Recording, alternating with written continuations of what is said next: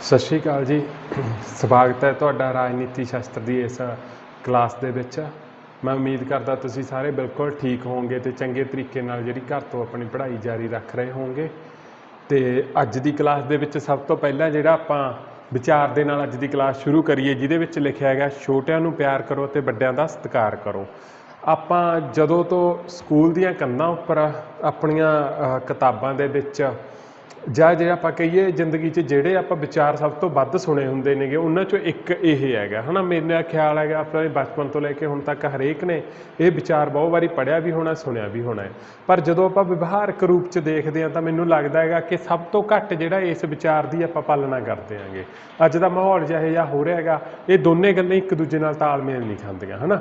ਤਾਂ ਕਰਕੇ ਮਤਲਬ ਇਸ ਦਾ ਅਰਥ ਆਪਾਂ ਚੰਗੇ ਅਰਥਾਂ 'ਚ ਸਮਝੀਏ ਅਤੇ ਉਹਨੂੰ ਆਪਦੀ ਜ਼ਿੰਦਗੀ ਦੇ ਵਿੱਚ ਜਿਹੜਾ ਇੰਪਲੀਮੈਂਟ ਵੀ ਕਰੀਏ। ਇਹਦੇ ਵਿੱਚ ਦੋ ਗੱਲਾਂ ਅਲੱਗ-ਅਲੱਗ ਲਿਖੀਆਂ ਕਿ ਛੋਟਿਆਂ ਨੂੰ ਪਿਆਰ ਕਰੋ ਅਤੇ ਵੱਡਿਆਂ ਦਾ ਸਤਿਕਾਰ ਕਰੋ। ਸਭ ਤੋਂ ਪਹਿਲਾਂ ਵੱਡਿਆਂ ਦਾ ਇੱਕ ਫਰਜ਼ ਦੱਸਿਆ ਗਿਆ ਕਿ ਉਹ ਛੋਟਿਆਂ ਨੂੰ ਪਿਆਰ ਕਰਨ, ਕਿਉਂਕਿ ਵੱਡਿਆਂ ਕੋਲ ਉਮਰ ਦਾ ਤਜਰਬਾ ਹੁੰਦਾ। ਉਹਨਾਂ ਨੂੰ ਪਤਾ ਹੈਗਾ ਕਿ ਛੋਟੇ ਜਦੋਂ ਇੱਕ ਉਮਰ ਹੁੰਦੀ ਹੈ, ਹਰੇਕ ਜਿਹੜਾ ਇਨਸਾਨ ਹੈ ਗਲਤੀਆਂ ਦਾ ਪੁਤਲਾ ਹੈ ਨਾ। ਛੋਟਿਆਂ ਤੋਂ ਉਹਨਾਂ ਤੋਂ ਗਲਤੀਆਂ ਹੁੰਦੀਆਂ ਹੈਗੀਆਂ ਅਤੇ ਹੱਸਣਾ ਖੇਡਣਾ ਜਾਂ ਸ਼ਰਾਰਤਾਂ ਇੱਕ ਮਨੁੱਖੀ ਸੁਭਾਅ ਦਾ ਹਿੱਸਾ ਨੇ। ਆਪਾਂ ਉਹਨਾਂ ਨੂੰ ਬੜੇ ਮਤਲਬ ਕਹਿ ਲਈਏ ਕਿ ਸਖਤ ਢੰਗ ਨਾਲ ਨਾ ਲਈਏ, ਇੱਕ ਲਾਈਟਲੀ ਜਾਂ ਲੈ ਕੇ ਉਸ ਨੂੰ ਹੈ ਨਾ। ਆਪਾਂ ਜਿਹੜੇ ਛੋਟਿਆਂ ਨੂੰ ਕਿਤੇ ਨਾ ਕਿਤੇ ਉਹਨਾਂ ਦਾ ਮਾਰਗਦਰਸ਼ਨ ਕਰੀਏ ਅਤੇ ਉਹਨਾਂ ਨੂੰ ਪਿਆਰ ਕਰੀਏ, ਇਹ ਵੱਡਿਆਂ ਦਾ ਫਰਜ਼ ਹੈ। ਅਤੇ ਦੂਸਰਾ, ਵੱਡਿਆਂ ਦਾ ਸਤਿਕਾਰ ਕਰੋ। ਜਿਹੜੇ ਘਰਾਂ ਦੇ ਵਿੱਚ ਉਹਨਾਂ ਦਾ ਬੱਚਿਆਂ ਦਾ ਮਾਂ ਪਿਓ ਆਪਦੇ ਮਾਂ ਪਿਓ ਦੀ ਯਾਨੀ ਕਿ ਉਹਨਾਂ ਦੇ ਦਾਦਾ ਦਾਦੀ ਦੀ ਇੱਜ਼ਤ ਨਹੀਂ ਕਰਦਾ, ਤਾਂ ਆਮ ਤੌਰ 'ਤੇ ਦੇਖਿਆ ਜਾਂਦਾ ਹੈ ਕਿ ਉਹ ਬੱਚੇ ਵੀ ਵੱਡੇ ਹੋ ਕੇ ਆਪਦੇ ਮਾਂ ਪਿਓ ਦਾ ਸਤਿਕਾਰ ਨਹੀਂ ਕਰਦੇ ਹੈ ਨਾ। ਇਸ ਤਰ੍ਹਾਂ ਕਹਿਣ ਦਾ ਭਾਵ, ਜੇ ਆਪਾਂ ਚਾਹੁੰਦੇ ਹਾਂ ਕਿ ਆਪਣਾ ਸਤਿਕਾਰ ਹੋਵੇ ਤਾਂ ਪਹਿਲਾਂ ਆਪਾਂ ਕਿਸੇ ਦਾ ਸਤਿਕਾਰ ਕਰਨਾ ਸਿੱਖੀਏ। ਜਿਹੜੇ ਆਪਣੇ ਤੋਂ ਵੱਡੇ ਨੇਗੇ ਆਪਾਂ ਉਹਨਾਂ ਦਾ ਸਤਿਕਾਰ ਕਰੀਏ ਹੈ ਨਾ, ਉਹਨਾਂ ਨੂੰ ਸਤਿ ਸ਼੍ਰੀ ਅਕਾਲ ਬੁਲਾਈਏ, ਤਾਂ ਕੁਦਰਤੀ ਰੂਪ ਦੇ ਵਿੱਚ ਆਉਣ ਵਾਲੇ ਸਮੇਂ 'ਚ ਤੁਹਾਨੂੰ ਵੀ ਸਤਿਕਾਰ ਮਿਲੂਗਾ। ਠੀਕ ਹੈ, ਅੱਜ ਤੋਂ ਹੀ ਆਪਾਂ ਇਹ ਚੀਜ਼ ਨੂੰ ਆਪਣੀ ਜ਼ਿੰਦਗੀ ਦੇ ਵਿੱਚ ਲਾਗੂ ਕਰਨ ਦੀ ਕੋਸ਼ਿਸ਼ ਕਰੀਏ। ਹੌਲੀ ਹੌਲੀ ਇਹ ਚੀਜ਼ ਆਪਣੀ ਜ਼ਿੰਦਗੀ ਦਾ ਜਦੋਂ ਹਿੱਸਾ ਬਣ ਜੀ ਤਾਂ ਇੱਕ ਵਧੀਆ ਸਮਾਜ ਦੀ ਆਪਾਂ ਸਿਰਜਣਾ ਕਰ ਸਕਦੇ ਹਾਂ। ਠੀਕ ਹੈ ਜੀ, ਚਲੋ ਆਪਾਂ ਟੌਪਿਕ ਸ਼ੁਰੂ ਕਰਦੇ ਹਾਂ। ਅੱਜ ਆਪਾਂ BA ਭਾਗ ਤੀਜਾ ਅਤੇ ਸਮੈਸਟਰ 6ਵਾਂ ਦਾ ਜਿਹੜਾ ਟੌਪਿਕ ਹੈ ਆਪਣਾ ਸ਼ੀਤ ਯੁੱਧ, ਉਹਦਾ ਦੂਜਾ ਪਾਰਟ ਬੱਚੋ ਕਰਾਂਗੇ। ਪਹਿਲਾ ਪਾਰਟ ਆਪਾਂ ਜਿਹਦੇ ਵਿੱਚ ਸ਼ੀਤ ਯੁੱਧ ਦਾ ਅਰਥ ਆਪਾਂ ਕਰ ਚੁੱਕੇ ਹਾਂ। ਉਸ ਤੋਂ ਇਲਾਵਾ ਜਿਹੜੇ ਉਹਦੇ ਕਾਰਨ ਸੀਗੇ, ਕਾਰਨ ਦੇ ਵਿੱਚ ਆਪਾਂ ਕੀ ਕੀਤਾ ਕਿ ਜਿਹੜਾ ਅਮਰੀਕੀ ਗੁੱਟ ਸੀ ਉਹਨੇ ਸੋਵੀਅਤ ਸੰਘ 'ਤੇ ਕੀ ਇਲਜ਼ਾਮ ਲਾਏ ਅਤੇ ਸੋਵੀਅਤ ਸੰਘ ਨੇ ਅਮਰੀਕੀ ਗੁੱਟ ਉੱਪਰ ਕੀ ਇਲਜ਼ਾਮ ਲਾਏ, ਉਹ ਕੀ ਕਾਰਨ ਬਣੇ ਸ਼ੀਤ ਯੁੱਧ ਦੇ, ਜਿਹੜਾ 1945 ਤੋਂ ਲੈ ਕੇ 1991 ਤੱਕ ਚੱਲਿਆ। ਠੀਕ ਹੈ, ਕਿਉਂਕਿ 1939 ਤੋਂ ਲੈ ਕੇ 1945 ਤੱਕ ਦੂਸਰਾ ਵਿਸ਼ਵ ਯੁੱਧ ਚੱਲਦਾ ਹੈ। ਉਸ ਤੋਂ ਬਾਅਦ ਤੋਂ ਲੈ ਕੇ ਹੀ ਜਿਹੜਾ ਸ਼ੀਤ ਯੁੱਧ ਸ਼ੁਰੂ ਹੋ ਜਾਂਦਾ, ਜਿਹੜੇ ਦਾ ਸਮਾਂ ਹੈ ਜੀ 1945 ਤੋਂ 1991 ਆ। ਠੀਕ ਹੈ, 1991 ਦੇ ਵਿੱਚ ਜਿਹੜਾ ਸੋਵੀਅਤ ਸੰਘ ਆ ਉਹ ਟੁੱਟ ਜਾਂਦਾ ਹੈਗਾ ਅਤੇ ਉਸ ਤੋਂ ਬਾਅਦ ਜਿਹੜਾ ਵਿਸ਼ਵ ਦੇ ਵਿੱਚ ਸਿਰਫ ਇੱਕ ਮੁੱਖ ਸ਼ਕਤੀ ਰਹਿ ਜਾਂਦੀ ਹੈ, ਉਹ ਅਮਰੀਕਾ। ਚਲੋ ਬਾਅਦ ਦੀਆਂ ਗੱਲਾਂ ਹੈਗੀਆਂ, ਆਪਾਂ ਸਿਰਫ ਸ਼ੀਤ ਯੁੱਧ ਦਾ ਸਮਾਂ ਹੀ ਕਰਨਾ ਹੈਗਾ। ਠੀਕ ਹੈ ਜੀ, ਅੱਜ ਆਪਾਂ ਕੀ ਕਰਾਂਗੇ? ਅੱਜ ਆਪਾਂ ਪਹਿਲਾਂ ਸ਼ੀਤ ਯੁੱਧ ਦੀਆਂ ਵਿਸ਼ੇਸ਼ਤਾਵਾਂ, ਸਰੂਪ, ਪ੍ਰਕਿਰਤੀ, ਇਹ ਤਿੰਨੇ 21 ਚੀਜ਼ਾਂ ਇਹ ਕਰਾਂਗੇ। ਉਸ ਤੋਂ ਬਾਅਦ ਸ਼ੀਤ ਯੁੱਧ ਦੇ ਅੰਤਰਰਾਸ਼ਟਰੀ ਰਾਜਨੀਤੀ ਉੱਪਰ ਕੀ ਪ੍ਰਭਾਵ ਪਏ ਉਹ ਕਰਾਂਗੇ। ਠੀਕ ਹੈ ਜੀ, ਜਿਹੜੇ ਪਿਛਲੇ ਸਾਲਾਂ 'ਚ ਪੇਪਰ ਹੋਏ ਨੇਗੇ, ਇਹ ਦੋਨੇ ਕੁਐਸਚਨ ਬਦਲ ਕੇ ਵਾਰੀ ਵਿੱਚ ਆਉਂਦੇ ਰਹੇ ਆ, ਤਾਂ ਕਰਕੇ ਤੁਹਾਡੇ ਐਗਜ਼ਾਮ ਦੇ ਪੁਆਇੰਟ ਆਫ ਵਿਊ ਤੋਂ ਵੀ ਇਹ ਬਹੁਤ ਇੰਪੋਰਟੈਂਟ ਨੇ। ਠੀਕ ਹੈ, ਚਲੋ ਸ਼ੁਰੂ ਕਰਦੇ ਹਾਂ ਜੀ। ਸਭ ਤੋਂ ਪਹਿਲਾਂ ਸ਼ੀਤ ਯੁੱਧ ਦਾ ਅਰਥ ਤਾਂ ਤੁਹਾਨੂੰ ਪਤਾ ਹੀ ਹੈ ਨਾ। ਮਤਲਬ ਇੱਕ ਅਜਿਹਾ ਯੁੱਧ ਜਿਹਦੇ ਵਿੱਚ ਹਥਿਆਰਾਂ ਦੀ ਕੋਈ ਵਰਤੋਂ ਨਹੀਂ ਕੀਤੀ ਗਈ ਸੀਗੀ। ਦੋ ਜਿਹੜੀਆਂ ਸ਼ਕਤੀਆਂ ਸੀਗੀਆਂ ਉਹ ਦੋ ਵਿਚਾਰਧਾਰਾਵਾਂ ਨੂੰ ਲੈ ਕੇ ਇੱਕ ਦੂਜੇ ਨਾਲ ਸੰਘਰਸ਼ ਕਰ ਰਹੀਆਂ ਸੀ, ਆਪਦੇ ਆਪ ਨੂੰ ਉੱਪਰ ਉਠਾਉਣ ਅਤੇ ਦੂਸਰੇ ਨੂੰ ਨੀਚੇ ਦਿਖਾਉਣ ਦਾ ਲਗਾਤਾਰ ਜਿਹੜਾ ਯਤਨ ਸੀ, ਇਹਨੂੰ ਆਪਾਂ ਸ਼ੀਤ ਯੁੱਧ ਦਾ ਨਾਮ ਦਿੱਤਾ ਸੀਗਾ ਹੈ ਨਾ। ਉਹ ਆਪਾਂ ਜਿਹਨੇ ਉਹ ਮਤਲਬ ਪਿਛਲਾ ਜਿਹੜਾ ਪਾਰਟ ਸੀ ਨਹੀਂ ਦੇਖਿਆ ਤਾਂ ਉਹ ਜ਼ਰੂਰ ਦੇਖ ਲਓ, ਉਹਦੇ ਨਾਲ ਤੁਹਾਨੂੰ ਕਲੀਅਰ ਹੋ ਜਾਊਗਾ ਸਾਰਾ ਫੰਡਾ। ਫੇਰ ਇਸ ਲੈਕਚਰ ਨੂੰ ਦੇਖਿਓ। ਠੀਕ ਹੈ, ਚਲੋ ਜੀ ਸ਼ੁਰੂ ਕਰਦੇ ਹਾਂ। ਸਭ ਤੋਂ ਪਹਿਲਾਂ ਵਿਸ਼ੇਸ਼ਤਾਵਾਂ। ਪਹਿਲੀ ਵਿਸ਼ੇਸ਼ਤਾ ਕੀ ਹੈ? ਵਿਚਾਰਾਤਮਕ ਯੁੱਧ। ਕਹਿੰਦਾ ਜਿਹੜਾ ਸ਼ੀਤ ਯੁੱਧ ਸੀਗਾ, ਦੋ ਅਲੱਗ-ਅਲੱਗ ਜਿਹੜੀਆਂ ਵਿਚਾਰਧਾਰਾਵਾਂ ਸੀਗੀਆਂ ਉਹਨਾਂ ਵਿਚਾਲੇ ਜਿਹੜਾ ਸੰਘਰਸ਼ ਸੀਗਾ, ਉਹਨੂੰ ਆਪਾਂ ਮਤਲਬ ਸ਼ੀਤ ਯੁੱਧ ਦਾ ਨਾਮ ਦਿੰਦੇ ਆਂਗੇ। ਜਿਹਦੀ ਇੱਕ ਪਾਸੇ ਸੀਗਾ ਸਾਮਵਾਦੀ ਜਾਂ ਸਮਾਜਵਾਦੀ ਅਤੇ ਦੂਸਰੇ ਪਾਸੇ ਆਪਣਾ ਜਿਹੜਾ ਪੂੰਜੀਵਾਦੀ ਸੀਗੇ। ਠੀਕ ਹੈ, ਪੂੰਜੀਵਾਦੀ ਜਿਹੜੀ ਵਿਚਾਰਧਾਰਾ ਸੀ ਉਹਦੀ ਅਗਵਾਈ ਕਰ ਰਿਹਾ ਸੀਗਾ ਜੀ ਆਪਣਾ ਅਮਰੀਕੀ ਗੁੱਟ, ਅਤੇ ਜਿਹੜਾ ਸਾਮਵਾਦੀ ਵਿਚਾਰਧਾਰਾ ਸੀਗੀ ਉਹਦੀ ਅਗਵਾਈ ਕਰ ਰਿਹਾ ਸੀ ਸੋਵੀਅਤ ਸੰਘ। ਠੀਕ ਹੈ, ਇਹ ਲਗਾਤਾਰ ਆਪੋ ਆਪਦੀ ਵਿਚਾਰਧਾਰਾ ਨੂੰ ਵਿਸ਼ਵ 'ਚ ਵੱਧ ਤੋਂ ਵੱਧ ਫੈਲਾਉਣ ਅਤੇ ਦੂਸਰੇ ਵਿਚਾਰਧਾਰਾ ਨੂੰ ਨੁਕਸਾਨ ਪਹੁੰਚਾਉਣ ਦੀ ਜਿਹੜੀ ਕੋਸ਼ਿਸ਼ ਕਰ ਰਹੇ ਸੀਗੇ। ਠੀਕ ਹੈ, ਇਹਨੂੰ ਆਪਾਂ ਕਹਿੰਦੇ ਹਾਂ ਜੀ ਵਿਚਾਰਾਤਮਕ ਯੁੱਧ। ਦੂਸਰਾ, ਸ਼ੀਤ ਯੁੱਧ ਦੀਆਂ ਵਿਧੀਆਂ ਸੀ ਜਿਹੜੀਆਂ ਪਰੰਪਰਿਕ ਯੁੱਧ ਨਾਲੋਂ ਭਿੰਨ ਸੀ। ਕਹਿਣ ਦਾ ਭਾਵ ਜਿਹੜੀਆਂ ਇਹਦੇ ਵਿੱਚ ਵਿਧੀਆਂ ਵਰਤੀਆਂ ਗਈਆਂ ਸੀਗੀਆਂ ਉਹ ਜਿਹੜੇ ਪੁਰਾਣੇ ਜਿੰਨੇ ਵੀ ਯੁੱਧ ਹੋਏ ਆ ਉਹ ਤੋਂ ਵੱਖ ਸੀ। ਪੁਰਾਣੇ ਸਮੇਂ ਦੇ ਵਿੱਚ ਆਪਾਂ ਕੀ ਦੇਖਦੇ ਆਂਗੇ, ਪੁਰਾਣੇ ਸਮੇਂ ਦੇ ਵਿੱਚ ਇੱਕ ਦੂਜੇ ਨਾਲ ਹਥਿਆਰਾਂ ਦੇ ਜਿਹੜਾ ਇਸਤੇਮਾਲ ਕੀਤਾ ਜਾਂਦਾ ਸੀ, ਹਥਿਆਰਾਂ ਦੀ ਵੱਧ ਤੋਂ ਵੱਧ ਜਿਹੜੀ ਵਰਤੋਂ ਕੀਤੀ ਜਾਂਦੀ ਸੀ। ਪਰ ਇਸ ਦੇ ਵਿੱਚ ਪ੍ਰਚਾਰ ਨੂੰ ਮੁੱਖ ਆਪਦਾ ਸਾਧਨ ਬਣਾਇਆ ਗਿਆ। ਉਹਦੇ ਲਈ ਰੇਡੀਓ, ਟੈਲੀਵਿਜ਼ਨ, ਅਖਬਾਰਾਂ ਦੀ ਵੱਧ ਤੋਂ ਵੱਧ ਵਰਤੋਂ ਕੀਤੀ ਗਈ। ਕਹਿਣ ਦਾ ਭਾਵ ਇੱਕ ਗੁੱਟ ਸੀ ਜਿਹੜਾ ਦੂਸਰੇ ਦੇ ਵਿਰੁੱਧ ਲਗਾਤਾਰ ਪ੍ਰਚਾਰ ਕਰ ਰਿਹਾ ਸੀ ਕਿ ਉਹ ਮਾੜਾ ਹੈਗਾ ਸਾਰੇ ਸੰਸਾਰ ਵਾਸਤੇ। ਦੂਸਰਾ ਗੁੱਟ ਪਹਿਲੇ ਦੇ ਵਿਰੁੱਧ ਹੀ ਪ੍ਰਚਾਰ ਕਰ ਰਿਹਾ ਸੀਗਾ, ਜਿਹਦੇ ਵਿੱਚ ਆਪਾਂ ਪਹਿਲਾਂ ਗੱਲ ਕਰਕੇ ਕਿ ਰੇਡੀਓ, ਟੈਲੀਵਿਜ਼ਨ ਹੈ, ਉਸ ਤੋਂ ਇਲਾਵਾ ਅਖਬਾਰਾਂ ਦੀ ਜਿਹੜੀ ਵੱਧ ਤੋਂ ਵੱਧ ਵਰਤੋਂ ਕਰੀ ਗਈ, ਕਿਉਂਕਿ ਫੋਨ ਜਾਂ ਇੰਟਰਨੈਟ ਤਾਂ ਉਦੋਂ ਆਇਆ ਨਹੀਂ ਸੀਗਾ। ਠੀਕ ਹੈ ਜੀ, ਇਹ ਮਤਲਬ ਵਿਧੀਆਂ ਦੀ ਗੱਲ ਕੀਤੀ ਹੈ। ਕਿ ਤੀਸਰਾ, ਹਥਿਆਰਾਂ ਦੇ ਪ੍ਰਯੋਗ ਬਿਨਾਂ ਲੜਿਆ ਜਾਣ ਵਾਲਾ ਯੁੱਧ। ਇਤਿਹਾਸ ਦੇ ਵਿੱਚ ਜਿੰਨੇ ਵੀ ਯੁੱਧ ਲੜੇ ਗਏ ਹੈਗੇ ਉਹ ਸਮੇਂ ਦੇ ਨਾਲ ਨਾਲ ਵੱਖ-ਵੱਖ ਹਥਿਆਰਾਂ ਨਾਲ ਲੜੇ ਗਏ ਨੇਗੇ। ਠੀਕ ਹੈ, ਪਹਿਲੇ ਵਿਸ਼ਵ ਯੁੱਧ ਦੀ ਗੱਲ ਕਰੀਏ ਉਸ ਦੇ ਵਿੱਚ ਜਿਹੜਾ ਆਪਾਂ ਦੇਖਦੇ ਆਂਗੇ ਹੈ ਨਾ, ਆਪਣੀਆਂ ਤੋਪਾਂ ਦੇ ਨਾਲ ਜਿਹੜੀਆਂ ਗੰਨਾਂ ਆ ਗਈਆਂ ਸੀਗੀਆਂ ਉਹਨਾਂ ਦੇ ਨਾਲ, ਮਸ਼ੀਨ ਗੰਨਾਂ ਕਹਿ ਦਿੰਦੇ ਆਪਾਂ ਉਹਨਾਂ ਨਾਲ। ਦੂਸਰੇ ਵਿਸ਼ਵ ਯੁੱਧ ਦੇ ਵਿੱਚ ਤਾਂ ਇੱਥੋਂ ਤੱਕ ਕਿ ਪਰਮਾਣੂ ਬੰਬ ਦਾ ਵੀ ਜਿਹੜਾ ਉਪਯੋਗ ਹੋ ਗਿਆ ਸੀਗਾ ਨਾ, ਪਰਮਾਣੂ ਹਥਿਆਰਾਂ ਦਾ। ਪਰ ਜਿਹੜਾ ਸ਼ੀਤ ਯੁੱਧ ਸੀਗਾ ਇਹਦੇ ਵਿੱਚ ਕਿਸੇ ਹਥਿਆਰ ਦੀ ਵਰਤੋਂ ਨਹੀਂ ਕੀਤੀ ਗਈ। ਠੀਕ ਹੈ, ਹਾਲਾਂਕਿ ਵੱਧ ਤੋਂ ਵੱਧ ਹਥਿਆਰ ਦੋਨਾਂ ਧਿਰਾਂ ਵੱਲੋਂ ਜਮ੍ਹਾਂ ਕੀਤੇ ਗਏ ਇੱਕ ਦੂਜੇ ਨੂੰ ਡਰਾਉਣ ਵਾਸਤੇ, ਪਰ ਕਦੇ ਵੀ ਹਥਿਆਰਾਂ ਦੀ ਸਿੱਧੇ ਰੂਪ 'ਚ ਵਰਤੋਂ ਨਹੀਂ ਹੋਈ। ਸਿਰਫ ਇਹਦੇ ਵਿੱਚ ਵਿਚਾਰਾਂ ਦੀ ਇੱਕ ਯੁੱਧ ਸੀਗਾ ਇਹ, ਜਿਹਦੇ ਵਿੱਚ ਇੱਕ ਜਿਹੜਾ ਸੀਗਾ ਆਪਾਂ ਕਹਿ ਸਕਦੇ ਹਾਂ ਕਿ ਗੁੱਟ ਦੂਸਰੇ ਗੁੱਟ ਨੂੰ ਨੀਵਾਂ ਦਿਖਾਉਣ ਦੀ ਲਗਾਤਾਰ ਕੋਸ਼ਿਸ਼ ਕਰਦਾ ਸੀਗਾ। ਠੀਕ ਹੈ, ਯੁੱਧ ਵਰਗੀ ਸਥਿਤੀ ਆਪਾਂ ਗੱਲ ਕੀਤੀ ਹੈ ਕਿ ਹਥਿਆਰਾਂ ਦੇ ਪ੍ਰਯੋਗ ਤੋਂ ਬਿਨਾਂ ਲੜਿਆ ਜਾਣ ਵਾਲਾ ਯੁੱਧ, ਪਰ ਹਮੇਸ਼ਾ ਜਿਹੜੀ ਯੁੱਧ ਵਰਗੀ ਸਥਿਤੀ ਬਣੀ ਰਹਿੰਦੀ ਸੀਗੀ। ਕਿਤੇ ਨਾ ਕਿਤੇ ਜਿਹੜੇ ਪ੍ਰੋਕਸੀ ਵਾਰ ਸੀਗੇ ਉਹ ਹੁੰਦੇ ਰਹਿੰਦੇ ਸੀਗੇ। ਪ੍ਰੋਕਸੀ ਵਾਰ ਆਪਾਂ ਕਹਿ ਦਿੰਦੇ ਹਾਂ ਕਿ ਮੰਨ ਕੇ ਚੱਲੋ ਆਹ ਦੋ ਦੇਸ਼ ਨੇਗੇ A ਤੇ B, ਇਹਨਾਂ ਦੀ ਆਪਸ ਵਿੱਚ ਲੜਾਈ ਹੈਗੀ। ਕੀ ਹੁੰਦਾ ਸੀਗਾ, ਇੱਕ ਦੀ ਸਪੋਰਟ ਤੇ ਆ ਜਾਂਦਾ ਸੀਗਾ ਅਮਰੀਕਾ ਵਾਲੀ ਧਿਰ, ਠੀਕ ਹੈ, USA। ਜਦੋਂ ਇਹ ਇਹਦੀ ਧਿਰ ਤੇ ਆ ਗਿਆ ਤਾਂ ਦੂਸਰੇ ਪਾਸੇ ਕੀ ਆ ਜਾਂਦਾ ਸੀਗਾ, USSR। ਠੀਕ ਹੈ, ਇਸ ਤਰ੍ਹਾਂ ਕੀ ਸੀਗਾ, ਸਿੱਧੇ ਰੂਪ ਦੇ ਵਿੱਚ ਛੋਟੇ ਛੋਟੇ ਯੁੱਧ ਹੁੰਦੇ ਰਹੇ ਹੈਗੇ ਪਰ ਵੱਡਾ ਯੁੱਧ ਕਦੇ ਵੀ ਨਹੀਂ ਹੋਇਆ। ਮਤਲਬ ਯੁੱਧ ਵਰਗੀ ਸਥਿਤੀ ਬਣੀ ਰਹਿੰਦੀ ਸੀਗੀ ਹਮੇਸ਼ਾ ਹੈ, ਤੇ ਪਰ ਮਤਲਬ ਸਿੱਧਾ ਵੱਡਾ ਵਿਸ਼ਵ ਯੁੱਧ ਕਦੇ ਵੀ ਨਹੀਂ ਹੋਇਆ ਹੈ ਨਾ। ਇਹਦੀ ਆਪਾਂ ਉਦਾਹਰਨ ਹੋਰ ਵੀ ਲੈ ਸਕਦੇ ਹੋਗੇ ਤੁਸੀਂ, ਜਿਵੇਂ 1971 ਦੇ ਵਿੱਚ ਜਿਹੜਾ ਭਾਰਤ ਦੀ ਪਾਕਿਸਤਾਨ ਨਾਲ ਜਦੋਂ ਜੰਗ ਲੱਗੀ ਹੈ ਤਾਂ ਅਮਰੀਕਾ ਨੇ ਜਿਹੜਾ ਆਪਣਾ ਸਮੁੰਦਰੀ ਬੇੜਾ ਸੀਗਾ ਉਹ ਪਾਕਿਸਤਾਨ ਦੀ ਸਹਾਇਤਾ ਵਾਸਤੇ ਭੇਜਤਾ ਸੀ। ਬਦਲੇ ਦੇ ਵਿੱਚ ਜਦੋਂ ਰੂਸ ਨੇ ਵੀ ਆਪਣਾ ਸਮੁੰਦਰੀ ਬੇੜਾ ਭਾਰਤ ਦੀ ਮਦਦ ਵਾਸਤੇ ਭੇਜਤਾ ਸੀ ਤਾਂ ਉਹਨਾਂ ਨੇ ਜਿਹੜਾ ਅਮਰੀਕਾ ਵਾਲਿਆਂ ਨੇ ਪਿੱਛੇ ਹਟਾ ਲਿਆ ਸੀਗਾ। ਠੀਕ ਹੈ, ਤਾਂ ਕਰਕੇ ਅਜਿਹੀ ਸਥਿਤੀ ਯੁੱਧ ਵਰਗੀ ਬਣੀ ਰਹੀ, ਪਰ ਜਿਹੜੀਆਂ ਦੋਨੇ ਧਿਰਾਂ ਸੀ ਉਹਨਾਂ ਦਾ ਆਪਸ ਵਿੱਚ ਸਿੱਧਾ ਯੁੱਧ ਕਦੇ ਵੀ ਨਹੀਂ ਲੱਗਿਆ। ਠੀਕ ਹੈ, ਅਗਲਾ ਜੀ, ਆਰਥਿਕ ਸਹਾਇਤਾ ਦਾ ਪ੍ਰਯੋਗ। ਆਰਥਿਕ ਸਹਾਇਤਾ ਕਹਿੰਦਾ ਭਾਵ ਜਿਹੜੇ ਦੋਨੇ ਗੁੱਟ ਸੀਗੇ ਇਹਨਾਂ ਨੇ ਵੱਧ ਤੋਂ ਵੱਧ ਜਿਹੜੇ ਨਵੇਂ ਉਦੋਂ ਦੇਸ਼ ਆਜ਼ਾਦ ਹੋਏ ਸੀਗੇ ਉਹਨਾਂ ਦੀ ਹੈਲਪ ਕੀਤੀ, ਉਹਨਾਂ ਦੀ ਵੱਧ ਤੋਂ ਵੱਧ ਮਦਦ ਕੀਤੀ। ਕਿਉਂ? ਆਰਥਿਕ ਤੌਰ ਤੇ। ਕਿਉਂ? ਕਿਉਂਕਿ ਉਹਨਾਂ ਨੂੰ ਨਵੇਂ ਜਿਹੜੇ ਦੇਸ਼ ਆਜ਼ਾਦ ਹੋਏ ਸੀ ਉਹਨਾਂ ਨੂੰ ਪੈਸੇ ਦੀ ਲੋੜ ਸੀਗੀ, ਇਹਨਾਂ ਕੋਲ ਪੈਸਾ ਹੈਗਾ ਸੀ, ਇਹ ਪੈਸਾ ਦੇ ਕੇ ਉਹਨਾਂ ਨੂੰ ਆਪਣੇ ਅੰਡਰ ਕਰਨਾ ਚਾਹੁੰਦੇ ਸੀਗੇ ਤਾਂ ਕਿ ਉਹ ਮਤਲਬ ਇਹਨਾਂ ਦੇ ਗੁਲਾਮ ਹੋ ਸਕਣ ਸਿੱਧੇ ਰੂਪ ਦੇ ਵਿੱਚ ਹੈ ਨਾ। ਇਹਦੀ ਆਪਾਂ ਉਦਾਹਰਨ ਲੈ ਸਕਦੇ ਹਾਂ, ਜਿਵੇਂ ਅਮਰੀਕਾ ਨੇ ਪਾਕਿਸਤਾਨ ਦੀ ਵੱਧ ਤੋਂ ਵੱਧ ਆਰਥਿਕ ਸਹਾਇਤਾ ਕੀਤੀ, ਬਦਲੇ 'ਚ ਉੱਥੋਂ ਦੇ ਜਿਹੜੇ ਏਅਰਪੋਰਟ ਸੀਗੇ ਉਹਨਾਂ ਨੂੰ ਉਹ ਵਰਤ ਸਕਦਾ ਸੀਗਾ। ਠੀਕ ਹੈ, ਹੁਣ ਭਾਰਤ ਨਾਲ ਵੀ ਉਹ ਸਮਝੌਤਾ ਹੋਇਆ ਹੈਗਾ, ਜਿਹੜਾ ਮਤਲਬ ਜਿਹੜੇ ਰਾਜਨੀਤਿਕ ਵਿਸ਼ਲੇਸ਼ਣਾਂ ਨੇ ਕਰਦੇ ਨੇਗੇ ਉਹ ਇਹਦਾ ਆਲੋਚਨਾ ਕਰ ਰਹੇ ਨੇਗੇ, ਕਿਉਂਕਿ ਉਹਦੇ ਸਮਝੌਤੇ ਤਹਿਤ ਇਹ ਚੀਜ਼ ਹੈ ਕਿ ਆਪਾਂ ਅਮਰੀਕਾ ਦੇ ਹਵਾਈ ਅੱਡੇ ਵਰਤ ਸਕਦੇ ਹਾਂ ਅਤੇ ਅਮਰੀਕਾ ਆਪਣੇ। ਪਰ ਕਿਤੇ ਨਾ ਕਿਤੇ ਜੇ ਆਪਾਂ ਵਿਵਹਾਰਕ ਰੂਪ ਦੇ ਵਿੱਚ ਦੇਖੀਏ ਤਾਂ ਭਾਰਤ ਨੂੰ ਮੇਰੇ ਖਿਆਲ ਦੇ ਵਿੱਚ ਆਉਣ ਵਾਲੇ ਭਵਿੱਖ 'ਚ ਕਦੇ ਵੀ ਇਹੋ ਜਿਹੀ ਲੋੜ ਨਹੀਂ ਪੈਣੀ ਕਿ ਆਪਾਂ ਅਮਰੀਕਾ ਦੇ ਹਵਾਈ ਅੱਡੇ ਜਾ ਕੇ ਇੰਨੀ ਦੂਰ ਵਰਤ ਕੇ ਉੱਥੇ ਕਿਸੇ ਨੇੜਲੇ ਦੇਸ਼ ਨਾਲ ਯੁੱਧ ਲੱਗੇ ਆਪਣਾ ਹੈ ਨਾ। ਪਰ ਬਦਲੇ 'ਚ ਆਪਾਂ ਦੇਖਦੇ ਹਾਂ ਕਿ ਆਪਣਾ ਗੁਆਂਢੀ ਚੀਨ ਹੈਗਾ ਹੈ ਨਾ, ਉਹਦੇ ਨਾਲ ਜਿਹੜੀ ਅਮਰੀਕਾ ਦੀ ਬਿਲਕੁਲ ਵੀ ਨਹੀਂ ਇਸ ਟਾਈਮ ਕਿਸੇ ਵੀ ਪੱਖ ਤੋਂ ਆਪਾਂ ਕਹਿ ਦਈਏ ਇੱਕ ਰਾਏ ਹੈਗੀ। ਤਾਂ ਕਰਕੇ ਆਉਣ ਵਾਲੇ ਸਮੇਂ 'ਚ ਉਸ ਨੂੰ ਮੱਦੇ ਨਜ਼ਰ ਰੱਖਦੇ ਹੋਏ ਅਮਰੀਕਾ ਨੇ ਆਪਣੇ ਨਾਲ ਸਮਝੌਤਾ ਕੀਤਾ। ਪਿਛਲੇ ਸਮੇਂ ਵਿੱਚ ਅਮਰੀਕਾ ਪਾਕਿਸਤਾਨ ਦੇ ਨੇੜੇ ਸੀ, ਹੁਣ ਲਗਾਤਾਰ ਭਾਰਤ ਦੇ ਨੇੜੇ ਆ ਰਿਹਾ ਹੈਗਾ। ਉਦੋਂ ਜਿਹੜਾ ਲਗਾਤਾਰ ਆਰਥਿਕ ਸਹਾਇਤਾ ਦੇ ਕੇ ਮਤਲਬ ਵੱਖ-ਵੱਖ ਜਿਹੜੇ ਨਵੇਂ ਦੇਸ਼ ਆਜ਼ਾਦ ਸੀ ਉਹਨਾਂ ਨੂੰ ਆਪਦੇ ਅੰਡਰ ਕਰ ਰਹੇ ਸੀਗੇ ਦੋਨੀ ਧਿਰਾਂ। ਠੀਕ ਹੈ, ਕੋਈ ਇੱਕ ਨਹੀਂ ਗੀ, ਸੋਵੀਅਤ ਸੰਘ ਵੀ ਇਸ 'ਚ ਪਿੱਛੇ ਨਹੀਂ ਸੀ ਕਿਤੇ ਵੀ ਪੱਖ ਤੋਂ। ਛੇਵਾਂ, ਸ਼ਾਂਤੀ ਲਈ ਯੁੱਧ ਦੀ ਤਿਆਰੀ ਵਿੱਚ ਵਿਸ਼ਵਾਸ। ਇਹ ਕੀ ਹੈ ਪੁਆਇੰਟ ਦਾ? ਇਹ ਪੁਆਇੰਟ ਇਹ ਕਹਿੰਦਾ ਹੈਗਾ ਜੀ, ਕਹਿੰਦਾ ਜੇ ਮਤਲਬ ਵਿਸ਼ਵ ਦੇ ਵਿੱਚ ਸ਼ਾਂਤੀ ਰੱਖਣੀ ਹੈਗੀ ਤਾਂ ਯੁੱਧ ਵਰਗੀ ਸਥਿਤੀ ਬਣੀ ਰਹੇ। ਕਿਵੇਂ? ਜਦੋਂ ਸ਼ੀਤ ਯੁੱਧ ਚੱਲ ਰਿਹਾ ਸੀ ਦੋਨਾਂ ਗੁੱਟਾਂ ਕੋਲ ਪਰਮਾਣੂ ਹਥਿਆਰ ਆ ਗਏ ਸੀਗੇ। 1945 ਦੇ ਵਿੱਚ ਆਪਾਂ ਦੇਖਿਆ ਹੀ ਆ ਅਮਰੀਕਾ ਨੇ ਪ੍ਰਯੋਗ ਕੀਤਾ ਸੀਗਾ, ਉਦੋਂ 4 ਸਾਲ ਬਾਅਦ ਹੀ ਸੋਵੀਅਤ ਸੰਘ ਨੇ ਪਰਮਾਣੂ ਹਥਿਆਰ ਬਣਾ ਲਏ ਸੀਗੇ। ਹੁਣ ਦੋਨੇ ਗੁੱਟ ਇਹ ਗੱਲ ਜਾਣਦੇ ਸੀਗੇ ਕਿ ਜੇ ਇੱਕ ਨੇ ਵੀ ਹਮਲਾ ਕੀਤਾ ਜਾਂ ਇੱਕ ਨੇ ਵੀ ਯੁੱਧ ਛੇੜਿਆ ਤਾਂ ਦੂਸਰਾ ਬਦਲੇ 'ਚ ਪਰਮਾਣੂ ਹਥਿਆਰਾਂ ਦੀ ਵਰਤੋਂ ਕਰੂ, ਔਰ ਪਰਮਾਣੂ ਹਥਿਆਰਾਂ ਦੀ ਉਹਨਾਂ ਦੀ ਮਾਰ ਇੰਨੀ ਕੁ ਕਿ ਇੱਕ ਵਾਰੀ ਨਹੀਂ ਕਈ ਵਾਰੀ ਜਿਹੜੀ ਧਰਤੀ ਪੂਰੀ ਖਤਮ ਹੋ ਸਕਦੀ ਹੈ, ਪੂਰੀ ਮਨੁੱਖਤਾ ਦਾ ਜਿਹੜਾ ਆਪਾਂ ਨਾਸ਼ ਕਹਿ ਸਕਦੇ ਹਾਂ ਹੋ ਸਕਦਾ ਹੈਗਾ। ਇਹੀ ਕਾਰਨ ਸੀਗਾ ਕਿ ਮਤਲਬ ਕਿਤੇ ਨਾ ਕਿਤੇ ਸ਼ਾਂਤੀ ਲਈ ਉਹ ਕਹਿੰਦੇ ਯੁੱਧ ਦੀ ਤਿਆਰੀ ਵਿੱਚ ਯਕੀਨ ਰਹੇ। ਜੇ ਇੱਕ ਧਿਰ ਨੂੰ ਦੂਜੀ ਧਿਰ ਦਾ ਡਰ ਹੈਗਾ ਕਿ ਜੇ ਅਸੀਂ ਹਮਲਾ ਕੀਤਾ ਇਹ ਸਾਡੇ ਤੇ ਕਰਨਗੇ ਤਾਂ ਕੁਦਰਤੀ ਰੂਪ 'ਚ ਸ਼ਾਂਤੀ ਬਣੀ ਰਹੂ, ਦੋਨੇ ਧਿਰਾਂ ਇੱਕ ਦੂਜੇ ਤੇ ਹਮਲਾ ਨਹੀਂ ਕਰਨਗੀਆਂ। ਕਲੀਅਰ ਹੈ ਜੀ। ਅਗਲਾ ਸ਼ਾਬਦਿਕ ਯੁੱਧ। ਸ਼ਾਬਦਿਕ ਯੁੱਧ ਕਹਿਣ ਦਾ ਭਾਵ ਵਾਕ ਯੁੱਧ, ਜਾਂ ਆਪਾਂ ਕਹਿ ਦਈਏ ਇੱਕ ਦੂਜੇ ਦਾ ਵਿਰੁੱਧ ਪ੍ਰਚਾਰ ਸੀਗਾ, ਉਹਨਾਂ ਦੁਆਰਾ ਹੋਣ ਵਾਲਾ ਯੁੱਧ ਸੀਗਾ ਇਹ। ਠੀਕ ਹੈ, ਇੱਕ ਦੂਜੇ ਵਿਰੁੱਧ ਵੱਧ ਤੋਂ ਵੱਧ ਪ੍ਰਚਾਰ ਕੀਤਾ ਗਿਆ, ਕੂੜ ਪ੍ਰਚਾਰ ਕੀਤਾ ਗਿਆ, ਕਿਰਿਆ ਦਾ ਲਗਾਤਾਰ ਜਿਹੜਾ ਚੱਲਦਾ ਰਿਹਾ ਦੌਰ ਹੈ ਨਾ। ਇੱਕ ਦੇਸ਼ ਦੂਸਰੇ ਦੇਸ਼ ਤੇ ਇਲਜ਼ਾਮ ਲਾਉਂਦਾ ਸੀ, ਉਹ ਉਸ ਤੇ ਲਾ ਦਿੰਦਾ ਸੀਗਾ।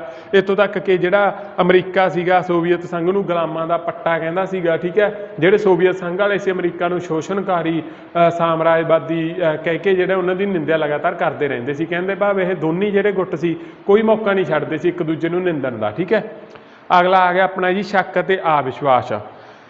ਦੇਖੋ ਸ਼ੱਕ ਤੇ ਅਵਿਸ਼ਵਾਸ ਕਿਵੇਂ, ਜਿਹੜੇ ਨਵੇਂ ਦੇਸ਼ ਆਜ਼ਾਦ ਹੋਏ ਸੀਗੇ ਆਪਾਂ ਅੱਗੇ ਕਰਾਂਗੇ, ਜਿਨ੍ਹਾਂ ਨੂੰ ਆਪਾਂ ਗੁੱਟ ਨਿਰਲੇਪ ਦੇਸ਼ ਆਖਾਂਗੇ ਉਦੋਂ ਆਪਾਂ ਸਮਝਾਂਗੇ ਇਹ ਚੀਜ਼ ਨੂੰ।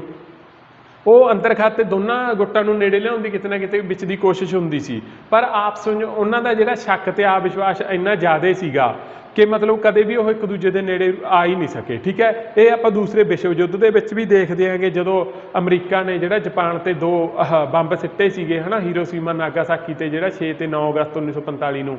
ਤੇ ਉਹਦੇ ਵਿੱਚ ਵੀ ਕੀ ਸੀ, ਅਮਰੀਕਾ ਨੇ ਸੋਵੀਅਤ ਸੰਘ ਨੂੰ ਦੱਸਿਆ ਨਹੀਂ ਸੀ। ਹਾਲਾਂਕਿ ਦੋਨੇ ਇੱਕ ਜਿਹੜੇ ਸੰਸਥਾ ਸੀਗੀ ਜਾਂ ਇੱਕ ਗੱਠਜੋੜ ਸੀਗਾ, ਉਹਦੇ ਵਜੋਂ ਦੂਸਰਾ ਵਿਸ਼ਵ ਯੁੱਧ ਲੜ ਰਹੇ ਸੀਗੇ। ਤਾਂ ਕਰਕੇ ਉਦੋਂ ਤੋਂ ਲੈ ਕੇ ਅੱਗੇ ਵੀ ਇਹ ਜਿਹੜਾ ਸ਼ੱਕ ਤੇ ਅਵਿਸ਼ਵਾਸ ਦੀ ਜਿਹੜੀ ਭਾਵਨਾ ਲਗਾਤਾਰ ਬਣੀ ਰਹੀ।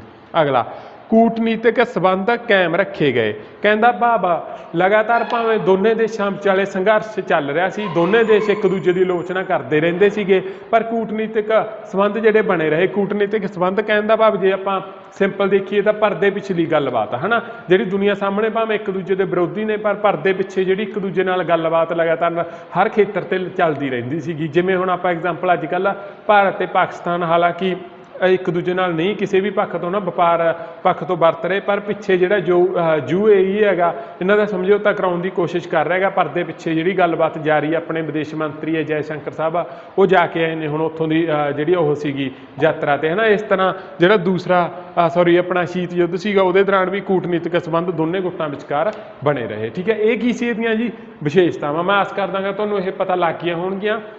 ਚਲੋ ਅੱਗੇ ਸ਼ੁਰੂ ਕਰੀਏ ਆਪਾਂ। ਸ਼ੀਤ ਯੁੱਧ ਦੇ ਅੰਤਰਰਾਸ਼ਟਰੀ ਰਾਜਨੀਤੀ ਉੱਪਰ ਪਏ ਹੋਏ ਪ੍ਰਭਾਵ ਜਿਹੜੇ ਆਪਾਂ ਕਰਾਂਗੇ। ਕੀ ਪ੍ਰਭਾਵ ਪਏ ਜਿਹੜੇ ਸ਼ੀਤ ਯੁੱਧ ਦੇ ਸਮੁੱਚੇ ਵਿਸ਼ਵ ਦੇ ਉੱਪਰ। ਠੀਕ ਹੈ, ਕੀ ਸੀ ਪਹਿਲਾ, 2 ਧਰੂਵੀ ਸੰਸਾਰ। ਕਹਿਣ ਦਾ ਭਾਵ ਜਦੋਂ ਦੂਸਰਾ ਵਿਸ਼ਵ ਯੁੱਧ ਖਤਮ ਹੋਇਆ ਤਾਂ ਸ਼ੀਤ ਯੁੱਧ ਸ਼ੁਰੂ ਹੋ ਗਿਆ। ਉਸ ਤੋਂ ਬਾਅਦ ਕੀ ਸੀਗਾ, ਸਾਰਾ ਸੰਸਾਰ 2 ਗੁੱਟਾਂ ਦੇ ਵਿੱਚ, 2 ਵੱਖ-ਵੱਖ ਜਿਹੜੀਆਂ ਵਿਚਾਰਧਾਰਾਵਾਂ ਦੇ ਵਿੱਚ ਵੰਡਿਆ ਗਿਆ। ਕਿਉਂਕਿ ਜਿਹੜਾ ਸੀ ਦੂਸਰੇ ਵਿਸ਼ਵ ਯੁੱਧ ਦੇ ਵਿੱਚ ਯੂਰਪ 'ਚ ਲੜਿਆ ਗਿਆ ਸੀ, ਉਸ ਦੇ ਵਿੱਚ ਜਿਹੜਾ ਇੰਗਲੈਂਡ ਸੀ, ਫਰਾਂਸ ਸੀਗਾ, ਉਹਦਾ ਕਾਫੀ ਨੁਕਸਾਨ ਹੋ ਗਿਆ। ਜਰਮਨੀ ਹਾਰ ਗਿਆ ਸੀਗਾ, ਉਹ ਮਹਾਸ਼ਕਤੀਆਂ ਨਹੀਂ ਰਹੇ। ਇੱਧਰ ਆਪਾਂ ਦੂਸਰੇ ਪਾਸੇ ਕਰਦੇ ਆਂਗੇ ਜੀ, ਆਪਣਾ ਜਿਹੜਾ ਜਰਮਨੀ ਸੀਗਾ ਉਹ ਵੀ ਹਾਰ ਗਿਆ। ਇੱਧਰ ਜਿਹੜਾ ਚੀਨ ਸੀਗਾ ਹੈ ਨਾ, ਚੀਨ ਤੇ ਇਹੋ ਜਿਹੀ ਹਾਲਤ 'ਚ ਹੈ ਨਹੀਂ ਸੀਗਾ ਕਿ ਉਹ ਮਹਾਸ਼ਕਤੀ ਵਜੋਂ ਉੱਭਰ ਸਕੇ। ਉਸ ਸਮੇਂ ਜਾਪਾਨ ਦਾ ਕਾਫੀ ਨੁਕਸਾਨ ਹੋ ਗਿਆ ਸੀ। ਤਾਂ ਕਰਕੇ ਵਿਸ਼ਵ ਦੇ ਵਿੱਚ ਸਿਰਫ 2 ਸ਼ਕਤੀਆਂ ਜਿਹੜੀਆਂ ਕਾਇਮ ਰਹਿ ਗਈਆਂ ਸੀਗੀਆਂ, ਉਹ ਕੀ, ਇੱਕ ਪਾਸੇ ਅਮਰੀਕੀ ਗੁੱਟ, ਦੂਸਰੇ ਪਾਸੇ ਸੋਵੀਅਤ ਸੰਘ। ਤਾਂ ਕਰਕੇ ਸਾਰਾ ਸੰਸਾਰ ਕੀ ਸੀ ਜੀ, ਧਰੁਵ ਸੰਸਾਰ ਬਣ ਗਿਆ ਸੀ। ਅਗਲਾ ਹਥਿਆਰਾਂ ਦੀ ਦੌੜ ਅਤੇ ਸੈਨਿਕੀਕਰਨ। ਆਪਾਂ ਪਹਿਲਾਂ ਗੱਲ ਕਰਕੇ ਹਟਿਆ ਕਿ ਇੱਕ ਦੂਜੇ ਨੂੰ ਡਰਾਉਣ ਵਾਸਤੇ ਤੇ ਇੱਕ ਦੂਜੇ ਤੋਂ ਉੱਚ ਕਹਾਉਣ ਵਾਸਤੇ ਲਗਾਤਾਰ ਇਹਨਾਂ ਨੇ ਨਵੇਂ ਤੋਂ ਨਵੇਂ ਹਥਿਆਰਾਂ ਦਾ ਜਿਹੜਾ ਲਗਾਤਾਰ ਨਵੇਂ ਤੋਂ ਨਵੇਂ ਹਥਿਆਰ ਬਣਾਏ ਹੈ ਨਾ। ਉਹਦੇ ਵਿੱਚ ਇਹਨੂੰ ਆਪਾਂ ਹਥਿਆਰਾਂ ਦੀ ਦੌੜ ਹੀ ਆਖਾਂਗੇ। ਸੈਨਿਕੀਕਰਨ ਕੀਤਾ ਗਿਆ ਵੱਧ ਤੋਂ ਵੱਧ। ਆਪਾਂ ਪਹਿਲਾਂ ਗੱਲ ਕਰਕੇ ਹਟੇ 1945 ਦੇ ਵਿੱਚ ਜਿਹੜਾ ਅਮਰੀਕਾ ਨੇ ਜਿਹੜਾ ਪਰਮਾਣੂ ਹਥਿਆਰਾਂ ਦਾ ਪ੍ਰਯੋਗ ਕੀਤਾ। ਉਸ ਤੋਂ ਬਾਅਦ 1949 ਦੇ ਵਿੱਚ ਜਿਹੜਾ ਆਪਾਂ ਸੋਵੀਅਤ ਸੰਘ ਆ ਉਹਨੇ ਪਰਮਾਣੂ ਹਥਿਆਰ, ਉਸ ਤੋਂ ਇਲਾਵਾ ਅਲੱਗ-ਅਲੱਗ ਸ਼ਕਤੀਆਂ ਨੇ ਬਾਅਦ 'ਚ ਬਣਾਇਆ। ਤਾਂ ਕਰਕੇ ਹਥਿਆਰਾਂ ਦਾ ਦੌੜ ਲਗਾਤਾਰ, ਹਾਲਾਂਕਿ ਸਿੱਧਾ ਯੁੱਧ ਭਾਵੇਂ ਨਹੀਂ ਹੋਇਆ, ਪਰ ਹਥਿਆਰ ਲਗਾਤਾਰ ਜਿਹੜੇ ਬਣਦੇ ਰਹੇ ਸੀਗੇ ਇਸ ਦੌਰ ਦੇ ਵਿੱਚ ਵੱਧ ਤੋਂ ਵੱਧ, ਔਰ ਖਤਰਨਾਕ ਤੋਂ ਖਤਰਨਾਕ ਹਥਿਆਰ। ਸੈਨਿਕ ਗੱਠਜੋੜਾਂ ਦਾ ਨਿਰਮਾਣ। ਸੈਨਿਕ ਗੱਠਜੋੜ ਕਿਹੜੇ ਹੁੰਦੇ ਆ ਜੀ, ਮਤਲਬ ਜਿਵੇਂ ਅਮਰੀਕਾ ਸੀਗਾ, ਜਿਹੜੇ ਦੇਸ਼ ਉਹਦੇ ਨਾਲ ਸਹਿਮਤ ਸੀਗੇ, ਉਹਦੀ ਵਿਚਾਰਧਾਰਾ ਨਾਲ ਸਹਿਮਤ ਸੀਗੇ, ਉਹ ਉਸ ਇਲਾਕੇ ਦੇ ਵਿੱਚ ਉਹਨੇ ਇੱਕ ਉਹਨਾਂ ਦੇਸ਼ਾਂ ਨਾਲ ਮਿਲ ਕੇ ਇੱਕ ਗੱਠਜੋੜ ਬਣਾਇਆ। ਠੀਕ ਹੈ, ਜਿਵੇਂ ਯੂਰਪ ਦੇ ਵਿੱਚ ਉਹਨੇ ਗੱਠਜੋੜ ਬਣਾਇਆ ਨਾਟੋ। ਉਸ ਦੀ ਪ੍ਰਤੀਕਿਰਿਆ ਦੇ ਮਤਲਬ ਉਸ ਦੇ ਵਿਰੋਧ ਦੇ ਵਿੱਚ ਜੇ ਆਪਾਂ ਆਖੀਏ ਤਾਂ ਜਿਹੜਾ ਸੋਵੀਅਤ ਸੰਘ ਨੇ ਬਣਾਇਆ ਸੀ ਵਾਰਸਾ ਪੈਕਟ ਹੈ ਨਾ। ਉਸ ਤੋਂ ਇਲਾਵਾ ਅਮਰੀਕਾ ਹਾਲਾਂਕਿ ਇਹ ਸੈਨਿਕ ਗੱਠਜੋੜਾਂ 'ਚ ਸੋਵੀਅਤ ਸੰਘ ਤੋਂ ਅੱਗੇ ਸੀਗਾ, ਜਿਵੇਂ ਏਸ਼ੀਆ ਦੇ ਵਿੱਚ ਉਹਨੇ ਸੀਟੋ ਹੈ ਨਾ ਜਿਹੜਾ ਗੱਠਜੋੜ ਬਣਾਇਆ ਸੀਗਾ। ਉਸ ਤੋਂ ਇਲਾਵਾ ਆਸਟ੍ਰੇਲੀਆ ਤੇ ਨਿਊਜ਼ੀਲੈਂਡ ਦੇ ਨਾਲ ਜਿਹੜਾ ਅੰਸ਼ਜ ਗੱਠਜੋੜ ਬਣਾਇਆ ਸੀਗਾ ਸੈਨਿਕ ਗੱਠਜੋੜ, ਠੀਕ ਹੈ। ਤਾਂ ਕਰਕੇ ਜਿਹੜਾ ਇਸ ਦੌਰ ਦੇ ਵਿੱਚ ਜਿਹੜਾ ਸੈਨਿਕ ਗੱਠਜੋੜਾਂ ਦਾ ਨਿਰਮਾਣ ਲਗਾਤਾਰ ਹੋ ਰਿਹਾ ਸੀਗਾ। ਅਗਲਾ ਖੇਤਰੀ ਵਿਵਾਦਾਂ ਦਾ ਅੰਤਰਰਾਸ਼ਟਰੀਕਰਨ। ਕਹਿਣ ਦਾ ਭਾਵ ਜਿਵੇਂ ਆਪਾਂ ਇੱਥੇ ਐਗਜ਼ਾਮਪਲ ਲੈਤੀ ਸੀ ਕਿ ਦੋ ਦੇਸ਼ਾਂ ਵਿਚਾਲੇ ਆਪਸ ਵਿੱਚ ਕੋਈ ਯੁੱਧ ਹੁੰਦਾ ਸੀ, ਨਿੱਕਾ ਮੋਟਾ ਕੋਈ ਮਤਭੇਦ ਹੁੰਦੇ ਸੀਗੇ, ਉਸ ਦੇ ਵਿੱਚ ਜਾਂ ਤਾਂ ਇਹਨਾਂ 'ਚੋਂ ਇੱਕ ਧਿਰ ਇਹਨਾਂ ਵੱਡੀਆਂ ਸ਼ਕਤੀਆਂ ਨੂੰ ਬੁਲਾਵਾ ਦੇ ਦਿੰਦੇ ਸੀ, ਜਾਂ ਕਈ ਵਾਰ ਆਪ ਵੀ ਇਹ ਜਿਹੜਾ ਇੱਥੇ ਆ ਕੇ ਘੁਸ ਜਾਂਦੇ ਸੀਗੇ ਤੇ ਲਗਾਤਾਰ ਇਹਨੂੰ ਜਿਹੜਾ ਅੰਤਰਰਾਸ਼ਟਰੀਕਰਨ ਕਰ ਦਿੰਦੇ ਸੀ ਇੱਕ ਨਿੱਕੇ ਜਿਹੇ ਮਾਮਲੇ ਦਾ, ਜਿਹਦੇ ਵਿੱਚ ਆਪਣੇ ਕੋਲੇ ਕਾਫੀ ਉਦਾਹਰਨਾਂ ਨੇ। ਅਫਗਾਨਿਸਤਾਨ ਦਾ ਸੰਕਟ ਲਾ ਲਈਏ ਹੈ ਨਾ, ਤੇ ਹੋਰ ਵੀ ਕਈ ਮਤਲਬ ਉੱਤਰ ਕੋਰੀਆ ਤੇ ਦੱਖਣ ਕੋਰੀਆ ਦਾ ਲਗਾਤਾਰ ਜਿਹੜਾ ਸੰਘਰਸ਼ ਸੀਗਾ ਉਸ ਦੇ ਵਿੱਚ ਵੀ ਆਪਾਂ ਇਹ ਸਾਰੀਆਂ ਉਦਾਹਰਨਾਂ ਨੂੰ ਸ਼ਾਮਿਲ ਕਰ ਸਕਦੇ ਹਾਂ। ਕਲੀਅਰ ਹੈ ਜੀ। ਅਗਲਾ ਗੁੱਟ ਨਿਰਲੇਪ ਅੰਦੋਲਨ ਦਾ ਜਨਮ। ਗੁੱਟ ਨਿਰਲੇਪ ਦੇਖੋ ਜੀ, ਜਦੋਂ ਦੂਸਰਾ ਵਿਸ਼ਵ ਯੁੱਧ ਖਤਮ ਹੋਇਆ ਤਾਂ ਕਈ ਨਵੇਂ ਦੇਸ਼ ਆਜ਼ਾਦ ਹੋਏ, ਠੀਕ ਹੈ। ਨਵੇਂ ਦੇਸ਼ ਉਹ ਆਰਥਿਕ ਪੱਖ ਤੋਂ ਹਜੇ ਕਾਫੀ ਕਮਜ਼ੋਰ ਸੀਗੇ, ਕਿਉਂਕਿ ਆਪਾਂ ਪਹਿਲਾਂ ਗੱਲ ਕਰਕੇ ਹਟਿਆਂਗੇ ਦੂਸਰੇ ਵਿਸ਼ਵ ਯੁੱਧ ਦੌਰਾਨ ਜਿਹੜੀਆਂ ਵੱਡੀਆਂ ਸ਼ਕਤੀਆਂ ਸੀ, ਜਿਵੇਂ ਬ੍ਰਿਟੇਨ ਸੀ ਹੈ ਨਾ, ਜਰਮਨੀ ਸੀ, ਫਰਾਂਸ ਸੀ, ਇਹ ਖਤਮ ਹੋ ਗਈਆਂ ਸੀ ਤੇ ਇਹਨਾਂ ਦੇ ਅੰਡਰ ਜਿਹੜੀਆਂ ਅਲੱਗ-ਅਲੱਗ ਮਹਾਦੀਪਾਂ 'ਚ ਬਸਤੀਆਂ ਸੀ, ਉਹ ਦੇਸ਼ ਸੀਗੇ ਉਹ ਆਜ਼ਾਦ ਹੋਣ ਲੱਗ ਗਏ, ਠੀਕ ਹੈ। ਉਹਨਾਂ ਨੂੰ ਤੀਜੀ ਦੁਨੀਆ ਦੇ ਦੇਸ਼ ਵੀ ਕੀਤਾ ਜਾਂਦਾ ਹੈ। ਉਹ ਨਵੇਂ ਜਿਹੜੇ ਦੇਸ਼ ਆਜ਼ਾਦ ਹੋਏ ਸੀਗੇ, ਜੇ ਇੱਕ ਵੀ ਧਿਰ ਨਾਲ ਸ਼ਾਮਲ ਹੁੰਦੇ ਤਾਂ ਦੂਜੀ ਧਿਰ ਕੁਦਰਤੀ ਤੌਰ 'ਤੇ ਉਹਨਾਂ ਦੀ ਵਿਰੋਧੀ ਹੋਣੀ ਸੀ। ਅਜਿਹੇ ਸਮੇਂ ਵਿੱਚ ਜਿਵੇਂ ਆਪਣੇ ਪ੍ਰਧਾਨ ਮੰਤਰੀ ਸੀਗੇ ਹੈ ਨਾ ਪੰਡਿਤ ਜਵਾਹਰ ਲਾਲ ਨਹਿਰੂ, ਉਹਨਾਂ ਦੇ ਤੇ ਹੋਰ ਕਈ ਦੇਸ਼ਾਂ ਨੇ ਮਿਲ ਕੇ ਇੱਕ ਤੀਜਾ ਗੱਠਜੋੜ ਬਣਾਇਆ, ਜਿਹਨੂੰ ਗੁੱਟ ਨਿਰਲੇਪ ਗੱਠਜੋੜ ਜਾਂ ਗੁੱਟ ਨਿਰਲੇਪ ਅੰਦੋਲਨ ਕਿਹਾ ਜਾਂਦਾ ਹੈਗਾ, ਜਿਹਦਾ ਅਰਥ ਹੈਗਾ ਕਿ ਅਸੀਂ ਦੋਨੇ ਜਿਹੜੇ ਗੁੱਟ ਨੇਗੇ ਦੋਨਾਂ ਤੋਂ ਨਿਰਲੇਪ ਰਹਾਂਗੇ, ਪਰੇ ਰਹਾਂਗੇ, ਠੀਕ ਹੈ। ਨਾ ਅਸੀਂ ਇਹ 'ਚ ਸ਼ਾਮਲ ਹੋਈਏ ਨਾ ਇਹ 'ਚ। ਇਹਨੂੰ ਗੁੱਟ ਨਿਰਲੇਪ ਅੰਦੋਲਨ ਆਖਿਆ ਗਿਆ। ਇਹਦਾ ਜਿਹੜਾ ਜਨਮ ਸੀਗਾ ਕੀ ਜੀ ਸ਼ੀਤ ਯੁੱਧ ਦੇ ਵਿੱਚ ਹੋਇਆ ਸੀਗਾ, ਠੀਕ ਹੈ। ਪ੍ਰੋਪੇਗੰਡਾ ਦਾ ਯੁੱਧ ਕਲਾ ਦੇ ਵਿੱਚ ਪ੍ਰਯੋਗ।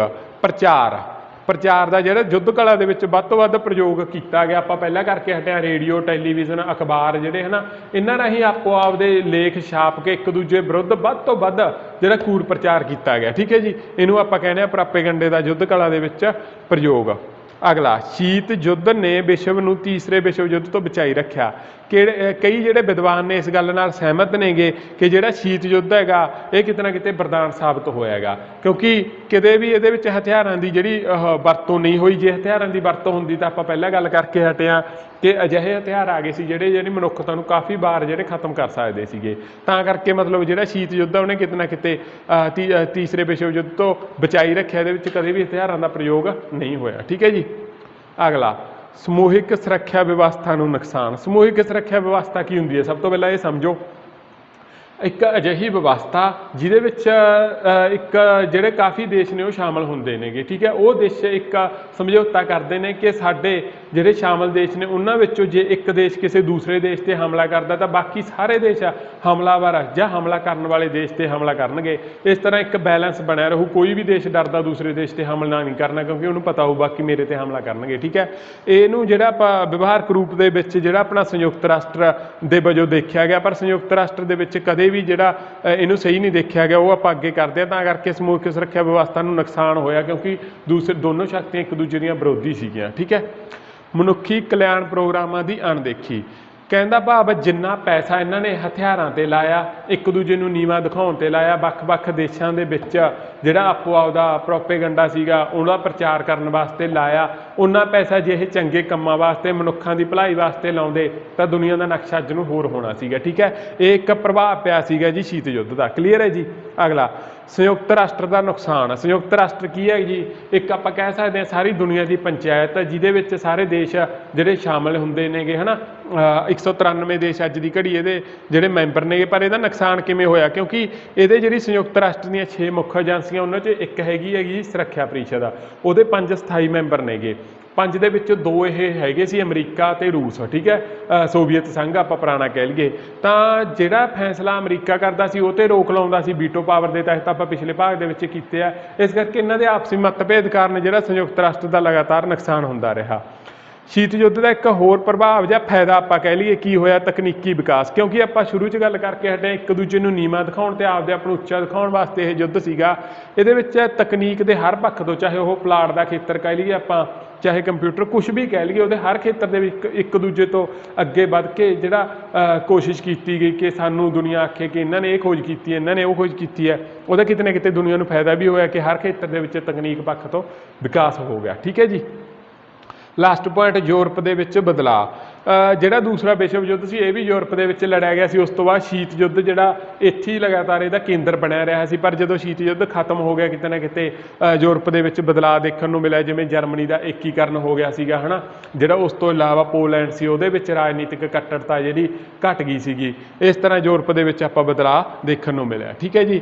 ਤਾਂ ਕਰਕੇ ਅੱਜ ਦੇ ਟੌਪਿਕ ਦੇ ਵਿੱਚ ਜਿਹੜਾ ਆਪਾਂ ਵਿਸ਼ੇਸ਼ਤਾਵਾਂ ਤੇ ਪ੍ਰਭਾਵ ਜਿਹੜੇ ਕੀਤੇ ਹੈਗੇ, ਇਹਦੇ PDF ਹੈ ਜਿਹੜੇ ਤੁਹਾਨੂੰ ਤੁਹਾਡੇ ਗਰੁੱਪਸ ਦੇ ਵਿੱਚ ਮਿਲ ਜੂਗੀ ਹੈ ਨਾ। ਤੇ ਉਸ ਤੋਂ ਇਲਾਵਾ ਜੇ ਕਿਸੇ ਵੀ ਬੱਚੇ ਨੂੰ ਇਹ ਨਾ ਸਮਝ ਆਇਆ ਹੋਵੇ ਤਾਂ ਤੁਸੀਂ ਮੈਨੂੰ ਪੁੱਛ ਸਕਦੇ ਹੋਗੇ, ਕਿਉਂਕਿ ਜਿਹੜਾ ਇਹਦਾ ਖੇਤਰ ਹੈਗਾ ਕਾਫੀ ਲੰਬਾ ਹੈਗਾ। ਆਪਾਂ ਸਾਰੀਆਂ ਗੱਲਾਂ ਜਿਹੜੀਆਂ ਇੱਕ ਲੈਕਚਰ ਦੇ ਵਿੱਚ, ਹਾਲਾਂਕਿ ਆਪਾਂ ਇਹਦੇ 2 ਭਾਗ ਬਣਾਏ ਨੇਗੇ, ਪਰ ਫਿਰ ਵੀ ਸਾਰੀਆਂ ਗੱਲਾਂ ਆਪਾਂ ਇੱਥੇ ਡਿਸਕਸ ਨਹੀਂ ਕਰ ਸਕਦੇ ਹੈ ਨਾ। ਤਾਂ ਕਰਕੇ ਜੇ ਕਿਸੇ ਨੂੰ ਇਸ ਪੁਆਇੰਟਸ ਦੇ ਵਿੱਚੋਂ ਐਵੇਂ ਲੱਗਦਾ ਕਿ ਮੈਨੂੰ ਸਮਝ ਨਹੀਂ ਆਇਆ ਤਾਂ ਉਹ ਮੇਰੇ ਨਾਲ ਸੰਪਰਕ ਕਰ ਸਕਦਾ ਹੈਗਾ ਜੀ। ਤੇ ਅਗਲਾ ਆਪਾਂ ਲੈਕਚਰ ਜਲਦੀ ਲੈ ਕੇ ਹਾਜ਼ਰ ਹੋਵਾਂਗੇ। ਉਦੋਂ ਤੱਕ ਲਈ ਸਾਰੇ ਆਪਣਾ ਖਿਆਲ ਰੱਖਿਓ ਜੀ। ਧੰਨਵਾਦ।